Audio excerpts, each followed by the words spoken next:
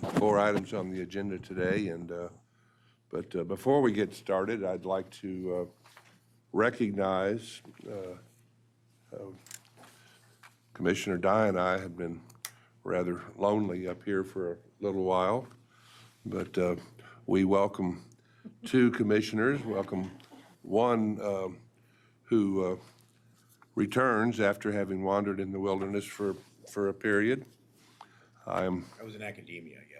That could same. That's accurate, yes. Yes. The same. And I'm having decided to come back and serve again. I am reminded of the English philosopher, educator, Dr. Samuel Johnson, and his comment on second marriage, where he observed it as the triumph of hope over experience. But welcome back, and I hope you. That's better than quoting Nietzsche. I agree. But welcome back, and also recognize that our new commissioner, Louis Sola from Florida, and he has already been getting himself involved and engaged in commission activities and affairs, and we look forward to his service with us here on the commission. So I'll turn to Commissioner Dye if she had a Thank you. comment of all. Thank you, Mr. Chairman. I agree with that. I'm delighted to have such esteemed and personable colleagues, because it makes it a whole lot more enjoyable when our colleagues are nice and well qualified. So thanks, welcome. Thank you. Commissioner Maffei, would you have anything you'd like to add before? Yeah, just very briefly, I want to thank the chairman and Commissioner Dye for being so gracious during my absence and when I was back. One might have hoped that there'd be at least some slight negative impact from my absence, but Mr. Chairman and Commissioner Dye, although there were only 2 of you out of 5, you did such a great job that, not really, but I am happy to be back nonetheless, and I do think that the commission functions better, when there are 4 or 5 members, and in that I'm so glad and to welcome our 4th commissioner, not the least of which, because it means I'm not the least senior, but for many reasons, Lou Sola has been wonderful to get to know you. The 2 of us went through although we didn't know each other, went through the Senate confirmation process together. And although fortunately the Senate allowed us to do an abbreviated one, it's still always one of those things that it's much better to have a partner when you go through that. And so, but both for his qualifications, the different kinds of experiences he brings to this commission, and his demeanor, taking the work very seriously, but not necessarily himself always seriously, I'm really glad to now have the Chairman, Commissioner Dye, and Commissioner Sola as colleagues. Thank you. Commissioner Sola, any opening remarks? Thank you, Chairman Corey. Thank you, Commissioner Maffei, Commissioner Dye. As this is my first hearing, I'd like to take the opportunity to thank everybody for making my transition to the FMC a success. And I'd also like to touch on a little bit what it was like coming from Miami in January to Washington in the snow. I don't believe any other commissioners had the transition as I had, coming in during a shutdown, and staff was so gracious to come in from their home as they were furloughed to open up the building to get me sworn in and to do other things. So I believe that the staff, the general counsel, the secretary, the managing director, all of you came in on that day, and I thank you very much. I'd also like to thank the chairman on my first day, that when I met him was actually, it was very humbling to meet somebody that had the knowledge of the Shipping Act as he does. But he's been very gracious and always has his door open for me to make any questions that I may have. He takes this with great dedication and expertise that I would contribute to as a law professor. For my fellow commissioners, I've learned to view this mission at hand as a mix of law, politics, diplomacy, and consumer advocacy. Commissioner Dye, I had the honor of seeing in Miami 2 years ago, and the work that she was doing on Fact Finding 28 is what motivated me to want to join the commission. To focus on a problem and not try to legislate it, but to just focus on trying to bring the parties together and to work towards a common goal was brilliant and simple, and I thank you for that. I would consider Commissioner Dye working with you as diplomacy at the highest levels. Commissioner Maffei, as he mentioned, returns for a second stint at the commission, and I'll always be paired with you on confirmation. It's refreshing that our ranking member is so open to lively debate and conversation. I've appreciated the political aspects of what we do in a political time and a political place. We cannot always let politics replace our need for a thorough discussion and to do what we need to accomplish what we need to do when we're here. For me and my family's experience as a beneficial cargo owner, I bring to the commission the perspective of being a direct consumer of the supply chain. We still have a long way to go to ensure a fair and competitive ocean shipping environment, and we must continue to make sure that key stakeholders work together for a national benefit. I'm very excited to be here. This is a rewarding job that I love, and I look forward to working with staff and a great group of commissioners. Thank you. Thank you. So, turning to our agenda, Madam Secretary, you want to kick us off? Thank you. Good morning, Mr. Chairman, Commissioners. You have 5 items on your agenda this morning, 3 in open session and 2 in closed. The first item this morning concerns a draft final rule on ocean transportation intermediary licensing.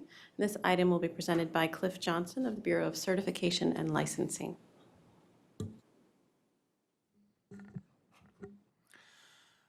Good morning, Mr. Chairman and Commissioners. Thank you for the opportunity to present to you the proposed final rule to 46 CFR Part 515, licensing, registration, financial responsibility requirements, and general duties for ocean transportation intermediaries, OTIs. As you know, on December 17, 2018, the Commission published a notice of proposed rulemaking to amend Part 515. The final rule contains a number of administrative or procedural items, including a change to title and scope to include registered NVOCCs, clarifying that sureties are to provide the organization number of OTIs with claim details for registered NVOCCs, that OTIs are to seek approval for a change of trade names before making such change, and email can be used by an OTI to submit proof of financial responsibility, and by the Commission to send notices of termination of financial responsibility. The final rule also removes obsolete language pertaining to the optional paper application process and related fee amounts, as well as the reference to the availability of the Regulated Persons Index. In addition, the final rule amends 515.14a to require NVOCCs applying for a license to provide the Commission with a Form FMC1 prior to the Commission issuing a license. This change is procedural and will add no additional burden to NVOCCs seeking licenses, as they are already required to provide the Commission with Form FMC1. This is merely a timing issue. The current qualifying individual QI requirements found in 515.11b regarding partnerships assume that partners are individuals and thus eligible to be the QI. The current rule does not contemplate partners being entities rather than individuals. The final rule adds language that an officer of one of the partner entities may be the QI. Since circulating the memo, we've identified some ambiguity in the language for this provision and plan to provide revised language to you for review following the meeting. The final rule expands the types of applications subject to the Direct Commission review to include applicants employing the same officers, managers, or members of an OTI whose license was revoked or denied within the previous 3 years where it was determined that that OTI was not qualified. Another administrative item in the proposed rule was to clarify in 515.3 that licensed OTI agents for foreign-based NVOCCs can either be an ocean freight forwarder or NVOCC. We've not included this change in the final rule and recommend deferring it at this time in order to analyze whether the Lobiondo Act requires more substantive revisions to this section. The Commission received generally supportive comments from stakeholders. The National Customs Brokers and Forwarders Association of America, otherwise known as NCBFAA, expressed concern regarding a change to 515.14c, which allows the initial license period for the first renewal to be, in some cases, less than 3 years and thus potentially more burdensome for the Commission and the licensees.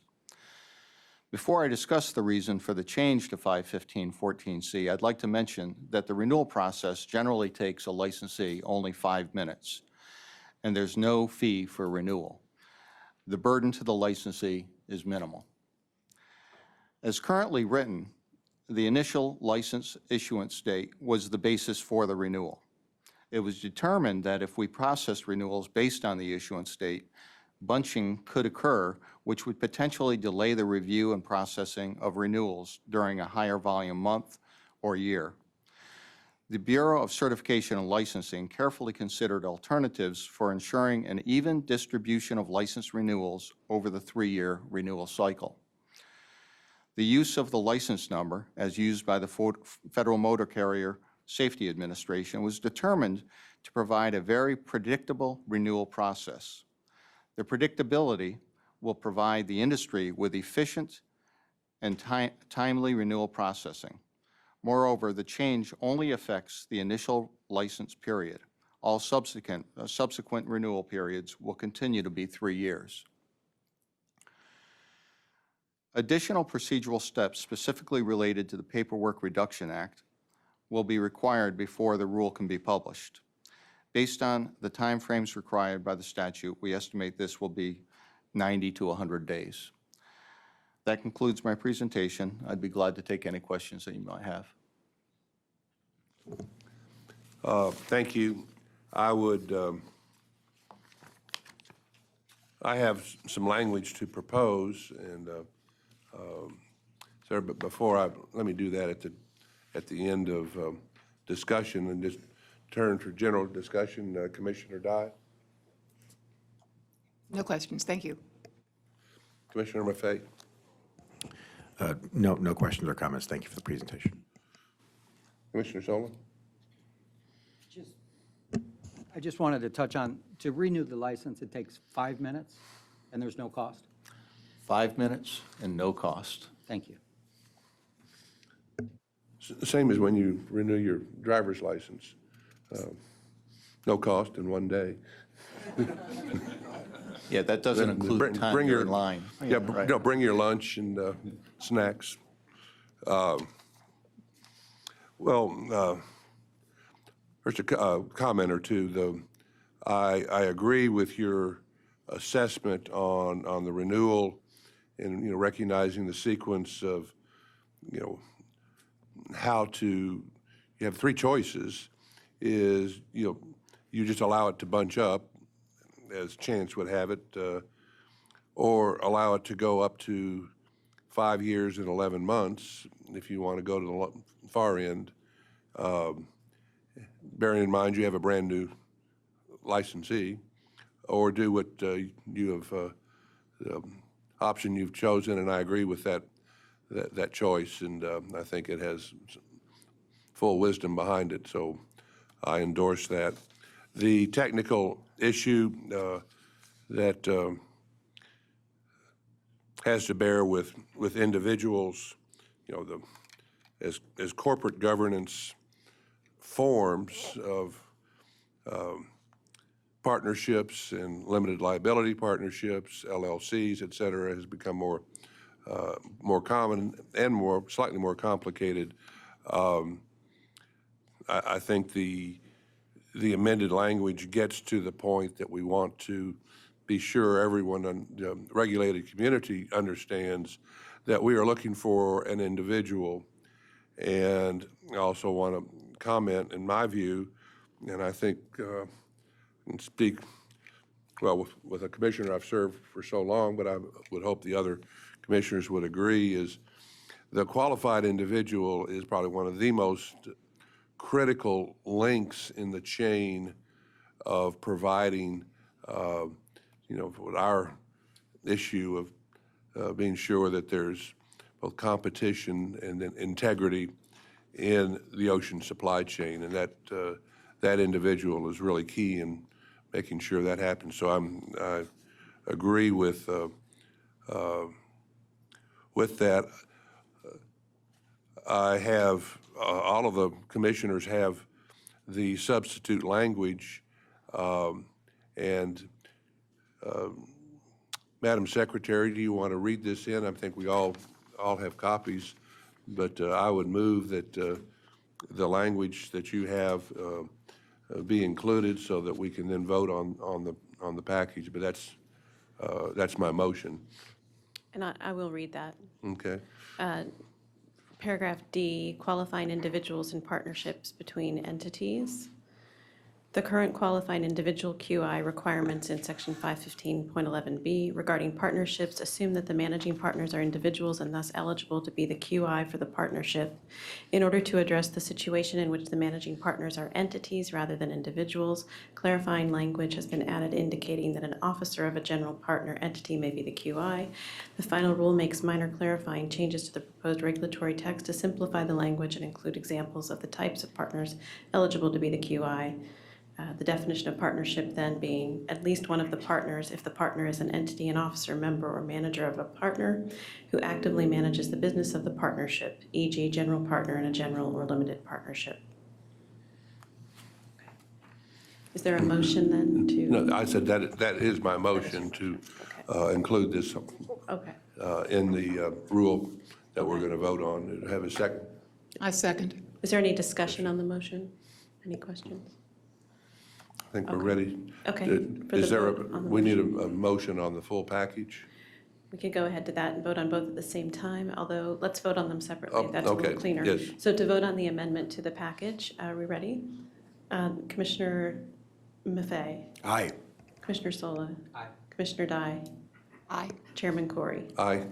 Okay, the ayes have it and the motion carries. Now on to the next motion. Do we have a motion on the staff's recommendation? I would like to make a motion to accept the proposed changes with the amendments. Okay. And I second that motion. Is there any discussion on this motion? Okay, we're ready for the vote. Very good. Commissioner Maffei? Aye. Commissioner Sola? Aye. Commissioner Dye? Aye. Chairman Corey? Aye. The ayes have it and the motion carries. All right. Okay. We're ready for the second item. We'll switch our table. We are ready. Participants, okay. Thanks. I'm so sorry. Meeting every day. Yeah.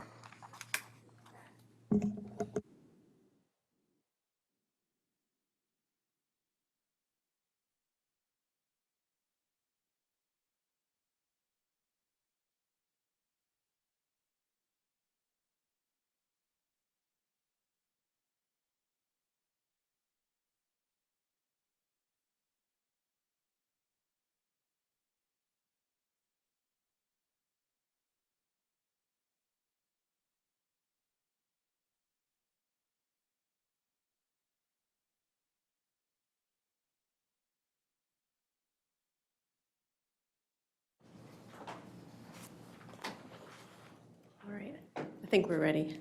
Good morning. Hold on, I have to announce you first.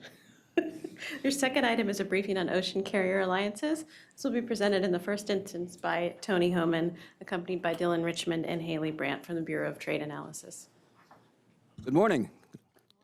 Morning, Chairman Corey, Commissioner Maffei, Commissioner Dye, and Commissioner Sola. My name is Tony Homan. I'm with the Bureau of Trade Analysis. This morning, we'll be presenting some information on global carrier alliances. To my right, members of the staff, Dylan Richmond, he's covering 2M and the Ocean Alliance, and Haley Brand, she's covering D Alliance. Now, before we dive in, I'd like to give you a little bit of an overview of what we're going to be talking about today. First, we're going to talk a little bit about the world trade outlook, the current structure of the alliances, a little bit about the U.S. trades, that's the Trans-Pacific and the Transatlantic. We're going to have a few slides on how we monitor the alliances, and then I'll turn it over to Dylan Richmond, who will discuss 2M and Ocean, and Haley, who will discuss the Alliance. At that point, when we're done, we'll be available for any questions. Now, I decided not to replicate this because it's hard to beat this Alpha Liner chart. Alpha Liner produces this every month. If you look at the top chart, it shows the growth in capacity since 2000. That's a lot of increased capacity in the world trades. If you look at the two lines on the top, you have the blue line that shows the growth in capacity in a year, and then the, I guess that's orange, shows the growth in trade. You see a big drop in 2009 when we had the global recession. What that's basically showing you is that capacity is outgrowing volume year in, year out, so you have ample capacity to serve the industry. Now, if you look at the bottom part, those are two indices. One's the Shanghai and one's the China, and these are indices of rates. They're much lower than they've been in the past, and if you adjust these for inflation, these are nominal, they would even be lower. So what this chart shows you, and I like this chart for this reason, is you have a lot of capacity, you have very attractive prices, at least for shippers, perhaps not for carriers, and it's been a good time for shippers the last few years. So that's sort of the scenario we have right now. Now, we have 3 global carrier alliances right now. We have 2M, these are 2 European carriers, a Danish carrier and Maersk, an MSC. We have the Ocean Alliance, that has a Chinese carrier, COSCO, who's also recently taken over OOCL. We have a French carrier, CMA, and we have a Taiwanese carrier in Evergreen. And then last but not least, the Alliance, we have Hapag-Lloyd, a German carrier. We have Yang Ming, another Taiwanese line, and we have the One. The One is a merger of the 3 Japanese carriers that happened in 2017. That's K-Line, NYK, and MOL. Now, you've seen these charts before, I'm sure. This is Susan Eulendorf. I'd like to give her credit. She's not here with us today. She puts these together. And these are nice charts, but it shows you sort of what's going on in the trades. This is the Trans-Pacific, and this is really Ocean's trade. They're the biggest carrier in the Trans-Pacific. Both COSCO and CMA have very good market shares.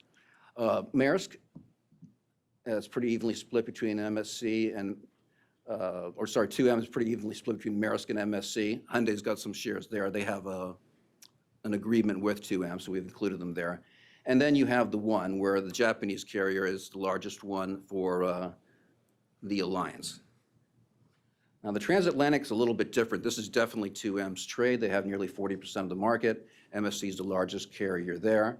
The One is also a very important alliance in this trade, with Hapag-Lloyd, the German carrier, having the greatest market share in the One in the transatlantic trade. And then you have Ocean at nearly 21%, with CMA, the French carrier, being the most important in that alliance in the transatlantic trade. Now, let's look at alliance monitoring. We're going to have like 3 or 4 slides on this. Now, we get minutes 21 days after they occur, after the meeting, and we try to review them expeditiously. And we'll talk a little bit more about that later.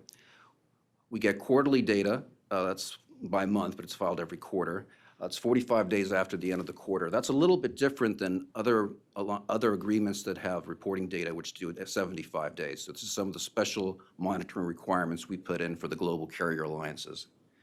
Now, we have semi-annual meetings with the alliances. We prepare reports, which we present to the Commission. You'll be getting 2 of those very soon for both the Alliance and for 2M, which we met with recently.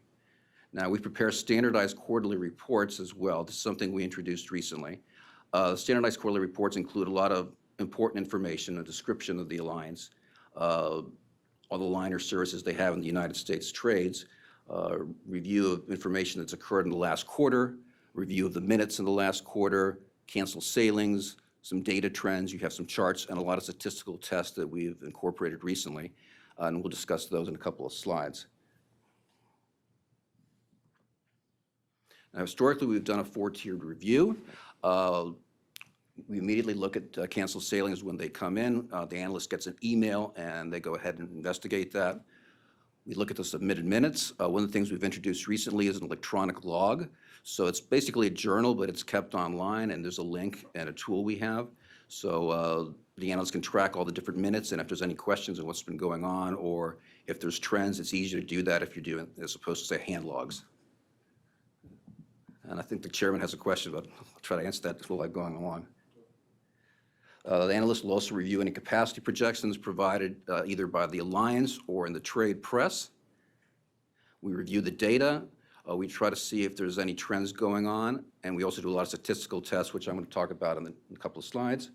All the tiers we have are reflected in the quarterly report.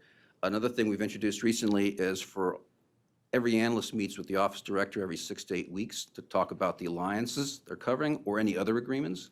This is part of a structure we've put in place in the last year and a half, where we have an Excel tool called the Quality Management System, and we have links to a description of the agreement. It's standardized, links to all the data, links to the electronic journal we've been introducing, and we have links to the quarterly reports I mentioned. And also for other agreements, we have less periodic reports like semi-annual or annual, depending on the priority of the agreement.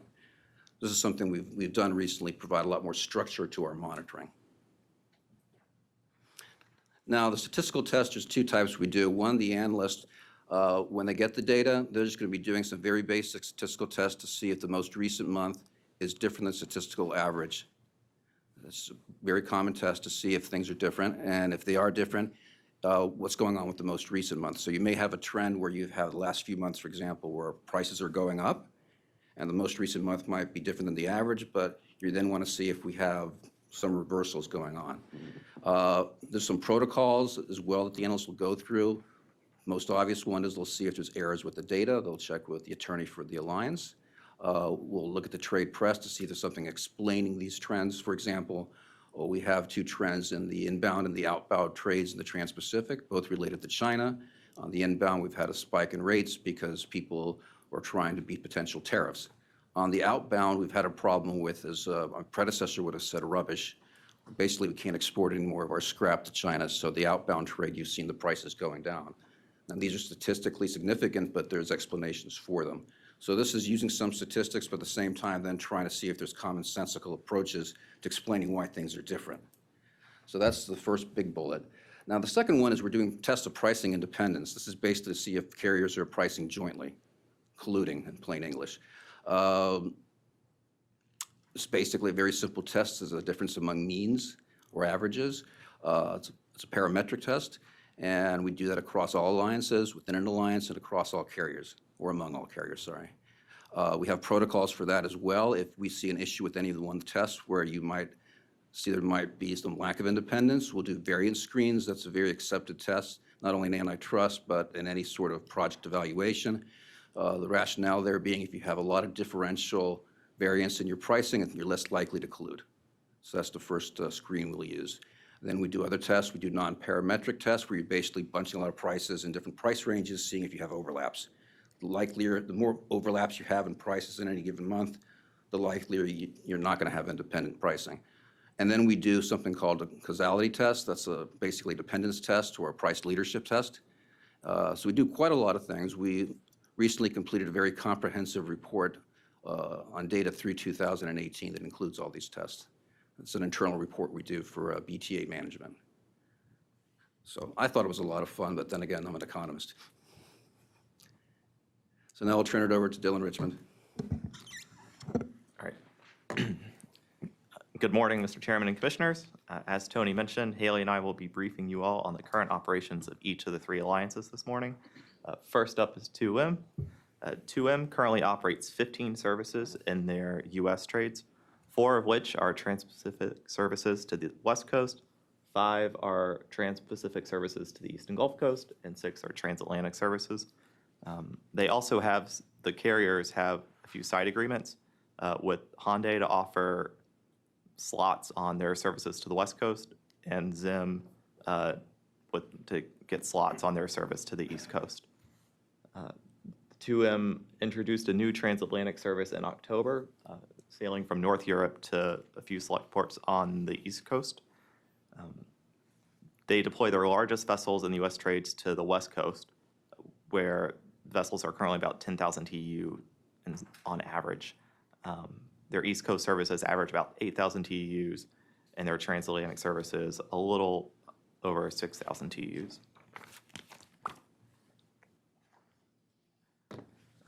2M recently entered into a partnership with Zim on the Asia East Coast trade in late 2018, and earlier this year they extended that to the Asia Pacific Northwest trade. So they're sort of getting that started. Looking at the carrier's order books, MSC has about 400,000 TEU on order right now. That represents 12% of their current capacity. Maersk has just about 60,000 TEUs, or about 2% of their current capacity on order. As Tony mentioned earlier, Maersk is the larger of these two carriers in the Trans-Pacific trade, moving a little over 2 million TEUs in 2018, and MSC is the larger of the two carriers in the transatlantic, moving about 1.5 million TEUs last year. Next up is Ocean. Ocean offers more services than 2M in the U.S. trades. They have 12 Asia to U.S. West Coast services, 7 Asia to East and Gulf Coast services, and 2 transatlantic services. They recently combined their Mediterranean service with carriers from the Alliance in November. And although the Ocean Alliance encompasses like the Trans-Pacific trade, APL and COSCO actually keep a few of their Trans-Pacific services outside of the Ocean Alliance. So APL has 2 services that stay outside of Ocean, and COSCO also has a few services that are offered outside of the Ocean Alliance. Their largest vessels in the U.S. serve the Trans-Pacific East Coast services, where they're about 9,000 TEU in size. Their West Coast services are a little smaller than that, and the transatlantic services are again the smallest at a little under 7,000 TEU in size. The ocean carriers recently voted to extend their partnership until 2027. It was originally scheduled to expire in 2022, but at their recent meeting, they sort of agreed to keep together for a little longer. Evergreen has the largest order book out of the carriers with over 400,000 TEU of capacity on order. That's about 37% of their current capacity. In contrast, CMA, CGM, and COSCO each have order books that represent less than 10% of their current capacity. And CMA, CGM includes any APL orders, and COSCO would include OOCL orders right now. The combined COSCO OOCL carrier is the largest ocean carrier in the Trans-Pacific, moving over 3.5 million TEUs last year. And CMA CGM is the largest of these carriers in the transatlantic, moving about 600,000 TEUs last year. And I will turn it over to Haley now. Thank you very much, Dylan. There we go. Thank you very much, Dylan. Moving on to the Alliance. All right. The Alliance has 10 service strings between Asia and the U.S. West Coast, as well as 5 service strings between Asia and the U.S. East Coast and 5 transatlantic service strings.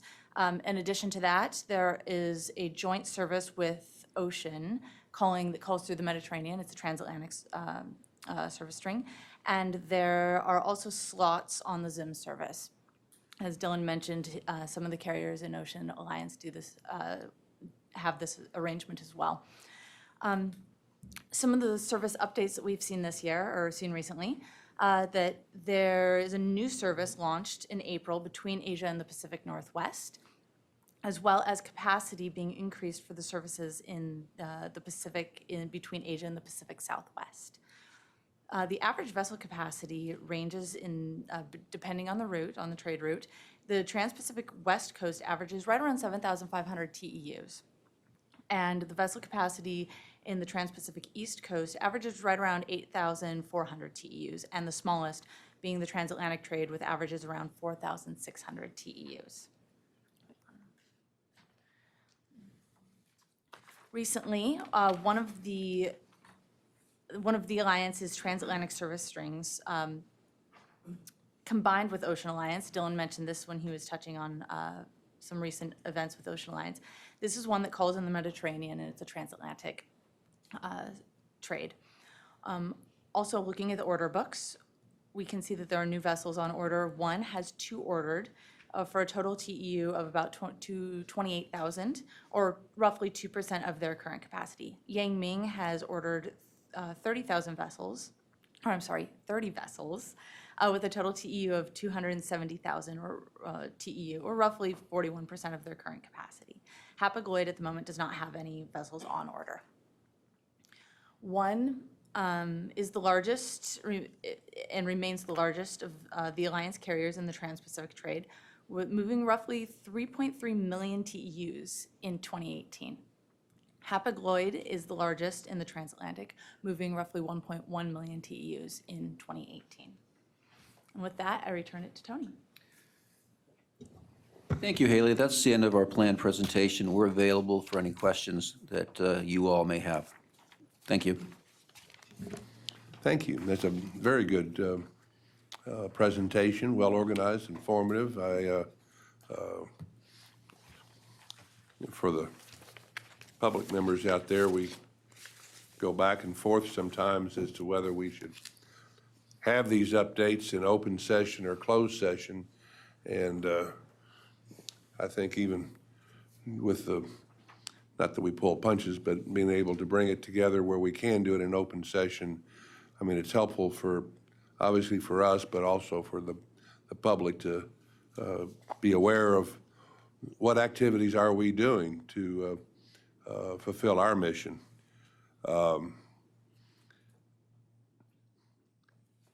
Question just in general, I don't, looking for a very detailed answer.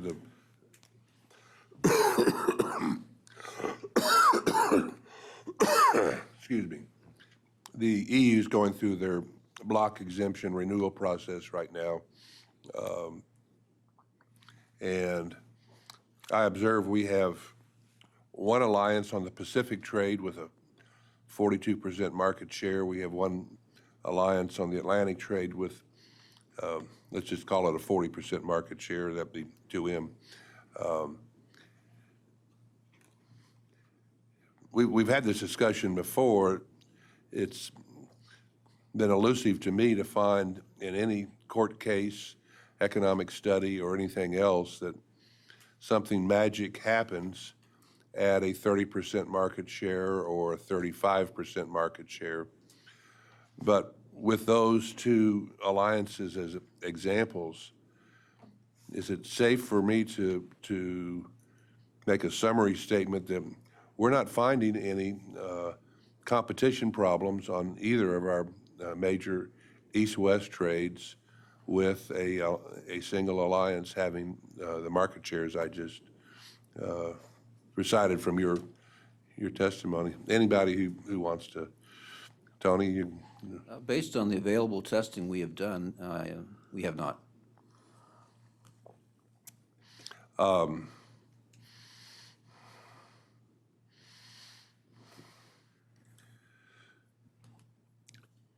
The statistical testing I find really interesting. We've had one senator on our authorizing side who's shown a lot of interest in that kind of. I just want to offer to you that we may want to put this song and dance routine on the road and walk it 8 blocks up the street. I think there are some senators, at least their staff, might be interested in hearing this, and perhaps, if they would agree to confidentiality, you could even do a little bit more. I'll leave that up to you and the general counsel to where the limits are there. On the order book, I was interested, especially on one Evergreen's order book. If you don't know the answer to this, be happy just offline later. Is Evergreen's fleet age of a nature that they're having to do a lot of replacement? I can look into that. I'm not entirely sure what the reason behind their large order book is, but we can investigate. The one thing I would add, the bulk of their order book is in two areas, one in the 10 to 12,000 TEU range, and the other one in the smaller vessel range, which we would likely surmise is for the intra-Asia. Okay, yeah. And one of the reasons their order book is really, really low, I think it's nil on the bigger vessels, is part of the rationale for the merger was to right-size.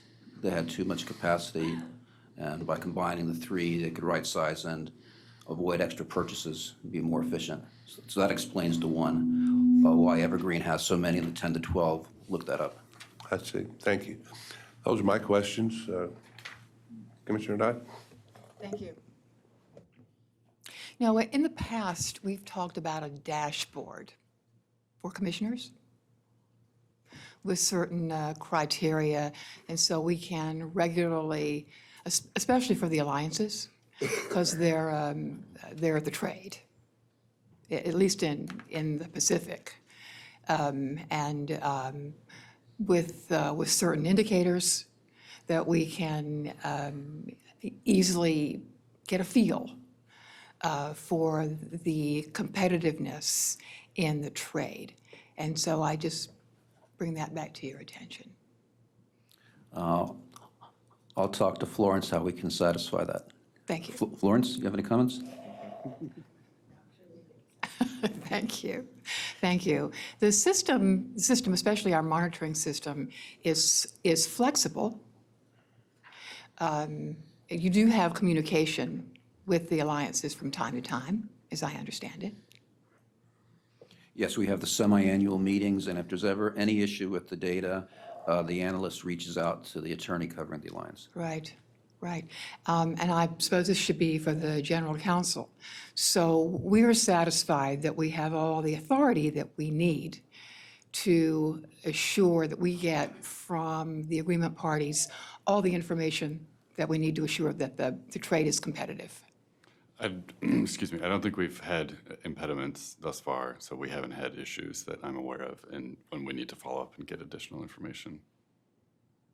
It's great. Thank you very much. You're welcome. Commissioner McFay? Yeah, Tony, you mentioned capacity is outgrowing volume. Is that a trend that's likely to continue? And do you think that there is, how much of a problem is the overcapacity in terms of the viability of the industry moving forward? I mean, obviously, it's good for shippers, and we want enough supply so that we keep the prices low. But if you go way, way too far, then you might run into a problem of similar that we've had a couple of years ago with bankruptcies and things. Well, we have a lot of capacity, but I wouldn't say it's huge amounts of excess capacity. There's not a lot of idle vessels. In particular, there's not a lot of idle vessels in the larger TEU categories. So with respect to being well underutilized and having low load factors, I don't see that as an issue. Indeed, recently we've had very high utilization, in particular in ocean. It's an issue of trying to beat a lot of the tariffs or the potential tariffs. As far as the first part of your question, you know, it's hard to forecast these things. We've had a situation in the last couple decades where you've had capacity in most years growing faster than the trading volume. Is that going to occur in the future? It's really a function of the world economy. There is a decent enough order book right now, but if you have a massive spike in global demand, things can change. Conversely, if you have a global slump, then you will have a lot more excess capacity. Right now, we had a huge spike in quarterly growth for the economy. I think the Washington Post on Saturday said it's the return of 1999 or something like that. No one expected that. So it's a long way of answering your question is you really don't know if that trend's going to continue. Well, and the companies don't, there's a significant amount of lag time between when they make the order and when the capacity goes online, correct? Well, that's correct, sir. And in fact, one of the things you see in the global shipping cycles that a lot of maritime economists talk about is these things tend to have weird timing. Frequently, when demand's starting to go down, is you have a lot of new vessels coming in, and then you start scrapping a lot of old vessels. If you look at scrap prices and you go back to 2009, you'll see these little charts. We see it every month's Alpha Liner. 2009, demolition prices went down because everyone was trying to put their vessels into scrap. Right now, we're not quite at a full recovery. In the shipping cycle, you have a trough, you have a recovery, then you have exuberance, and then you have a trough again. We're probably not quite at the recovery yet. You saw the last couple of quarters, operating profits were doing well. For the full year, a lot of people had operating profits, though not necessarily net profits. When you see the full recovery, people are making money, but you also see sailing times increasing. We're not seeing that right now. So I mean, we try to keep an eye on the market to see when we're moving from one part of the shipping cycle to another, because that's important in how we monitor prices. Because you can have a perfectly competitive environment, and if you're in the peak part of your cycle, it's not being anti-competitive, it's just that supply and demand. And then the chairman mentioned Evergreen. Yangming also is a pretty high bump in its order book. Is that similar trends in ships that are about the size to do internally Asia to Asia transit? I'll let Haley handle that. She's the alliance. I also would need to look into their order books to see exactly what they're ordering. I do have a suspicion that it has to do with managing their capacity and having the right size vessels for the ports that they're calling in. Right. Okay. Also curious, I'm a little curious as to where all those ships are coming from, whether they're coming from Taiwan or being ordered from Korea or mainland China. So if you're going to look up one thing, and then just quickly, have you given any thought to on the cost side in these alliances, the new IMO regulations, and whether that'll change any of these dynamics significantly, or whether that they're in a real good position to handle those, and it won't really be much of a change in their the overhead for these alliances? Well, if history is any guide, when we had the Annex 6 to MARPOL in 2008, which changed the regs in 2012, that was the effective date, we went from 4.5% to 3.5%, not quite as big a jump as we have now. You had a nice little increase in bunker rates in 2012, and it stabilized for a couple of years. But then it went back down to historical levels a couple of years after.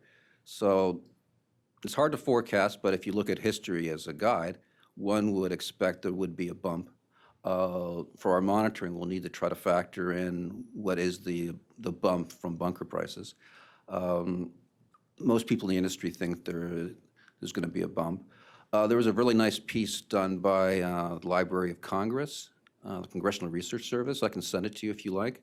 They discuss a lot of the issues that are going on in play. What's really interesting about this, and I think this is going to be unambiguous for the supply chain, is there's going to be a lot of pressure on middle distillates like diesel, and so there'll probably be a bump in diesel prices, which will affect trucking, which when you're getting stuff to your final destination, that's going to have an impact. So it's going to have an impact on port choice and things of that nature.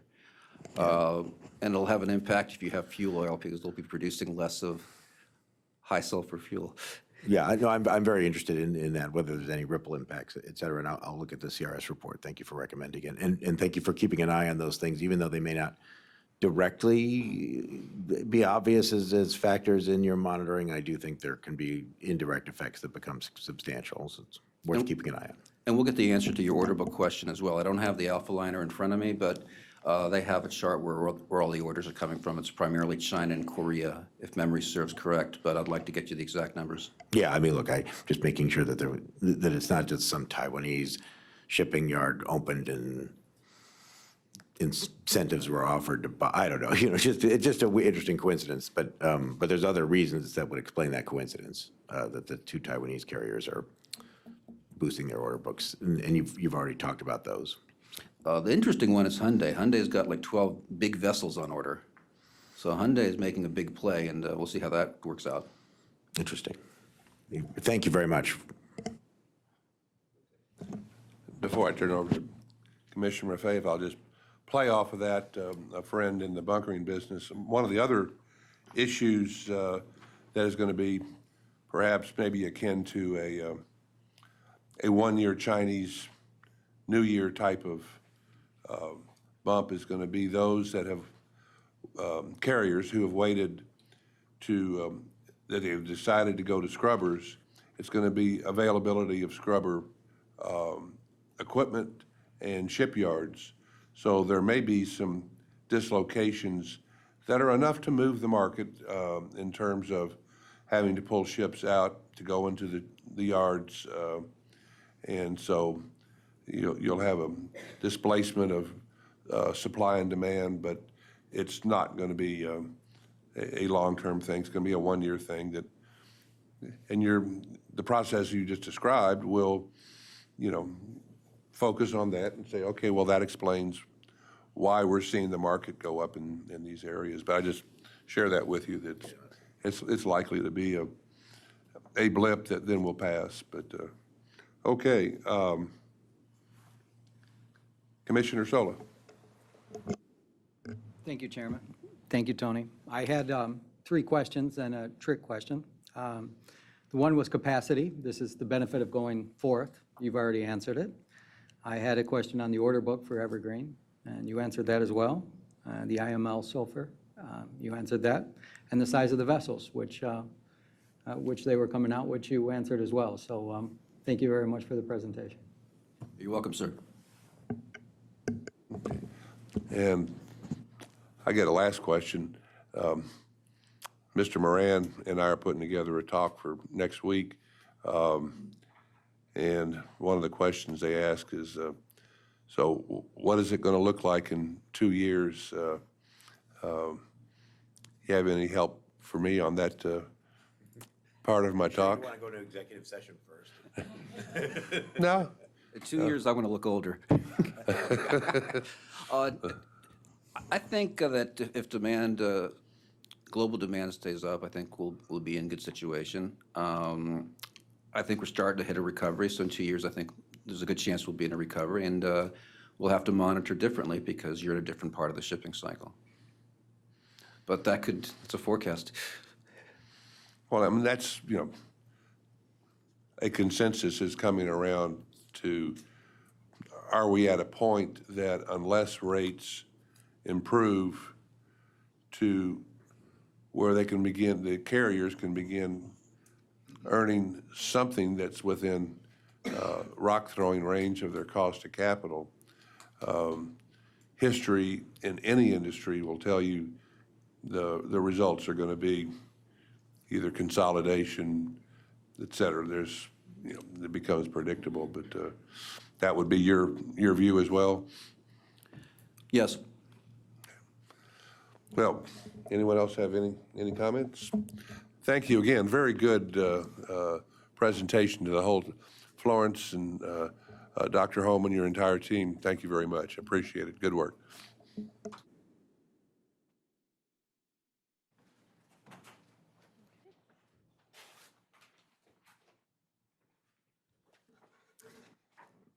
Okay. Our final item in the open session this morning is a staff briefing on the Frank Lobiondo Coast Guard Authorization Act of 2018. This item will be presented by Tyler Wood, our General Counsel.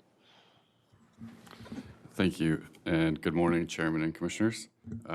In this morning's presentation, I would like to just hit the main points of the Lobiondo Act legislation, not to discuss each one in detail, but mostly to highlight the major provisions that changed. And characterizing them generally, I think overall, the Act suggests that this was a minor fine-tuning of what the Commission's authorities were. If you think of it like an instrument, it was like fine-tuning a Stradivarius. First, in the that's right. First, as far as the process goes, one of the major changes was a potential change in meeting style. The Commission can now conduct non-open meetings if no vote or Commission action is taken, only Commissioners and Commission employees are present, at least one Commissioner from each party if there are Commissioners from more than one party is present, the General Counsel is present, and finally, the Commission must thereafter report within 2 business days the attendees and a summary of the matters that were discussed, unless those matters are subject to exclusion under the Sunshine Act generally. Congress also requires 2 additional reports to Congress from the Commission. First is in addition to the annual report on some conditions in covered services, and the second is a twice a year report on rulemakings undertaken, not yet completed. In the agreement process, the Congress changed the way the Commission receives and handles comments from certain third parties. Now the Commission can solicit and receive confidential comments from all parties, not just parties to the agreements. So that means that rather than the general FOIA review that the Commission conducted before, the Commission can treat all matters provided to it confidentially. In the 6G context, the Congress amended the things that the Commission can look at when analyzing an agreement. Now, the Commission, in addition to seeking an injunction for an unreasonable increase in cost or decrease in service, the Commission may now seek to enjoin an agreement if the result is to substantially lessen competition in the purchase of certain covered services. And for agreement review context, those certain covered services include the berthing or bunkering of a vessel, loading or unloading of cargo from the vessel or to or from a point on a wharf or terminal, the positioning, removal, or replacement of buoys related to movement of a vessel, and specific to the agreement review context in 41307B, tug services. And sticking with changes to tug services, the Congress has amended the immunity provision to provide that there will not be antitrust immunity for any jointly procured tug agreements, and further added a Prohibited Act to outlaw jointly procured tug services. Next, the Congress added a Prohibited Act regarding negotiating for the purchase of certain covered services, and there it's the same certain covered services with the exception of tugs, which is handled elsewhere. It added a Prohibited Act regarding price discussion authority and capacity discussion authority in the same agreement if the result has the same substantive impact as 6G, an unreasonable increase in cost or decrease in service. Next, the Congress provided the Commission the authority under what was Section 15 of the Shipping Act to seek information from marine terminal operators directly rather than relying on them as agents of the vessel operating common carriers.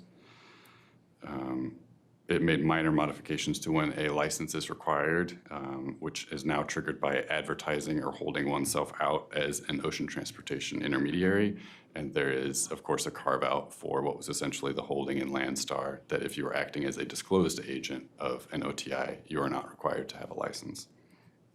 And finally, it made some amendments to responsibility for vessel operators, and this one was fairly unique in that it targeted one certain class of vessels that may be operating in the future. So the Commission will have to undertake a rulemaking in the future to determine what the adequate financial responsibility will be for those classes of vessels.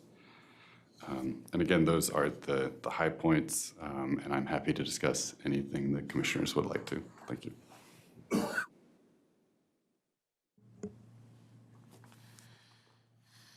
I was interested in your analogy to Stradivarius violins. We have a lot of those in Kentucky.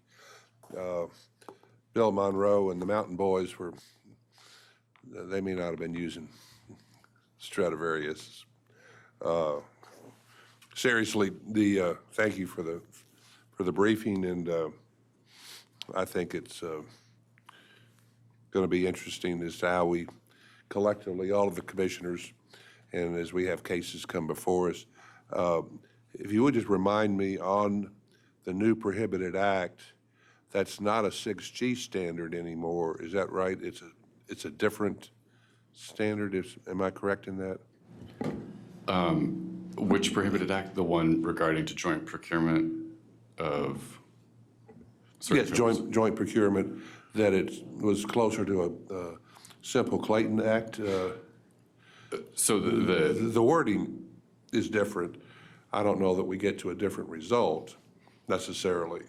correct. So the Prohibited Act came at it in the sort of roundabout way. Roundabout's not the right description, but it said you may not jointly procure for certain covered services unless it does not violate the antitrust laws. So to your point, yes, you end up in the same place, but it's a you shall not unless phrasing.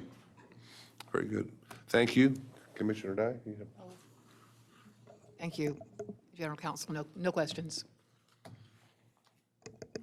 Commissioner Maffei? Thank you very much. Very good summary. Just one thing, the study of bankruptcy preparation and response, that little report, and I'm very glad that they're doing this. I think it's very important, and I'm happy that GAO is doing it. Do you know if they've started yet, and have they consulted us yet? And do you believe they will consult us just in terms of the report and the impacts that bankruptcies can have? I would expect that they would consult us. I don't believe that they've reached out as of yet for that part of their review. I imagine that they would, just given the role that the commission played the last time that happened. Yeah, I have no problem with us not conducting the study. I think GAO is actually the right place to put it, but I do hope they reach out to us and be interested in, continuing to look at that and see how we can help as we move forward. Thank you very much, Mr. Chairman. Thank you. Commissioner Sola? Okay, thank you. That concludes our open session today. The public may be excused, and we'll convene the closed session after a very brief recess. If I may thank all the public participants for coming and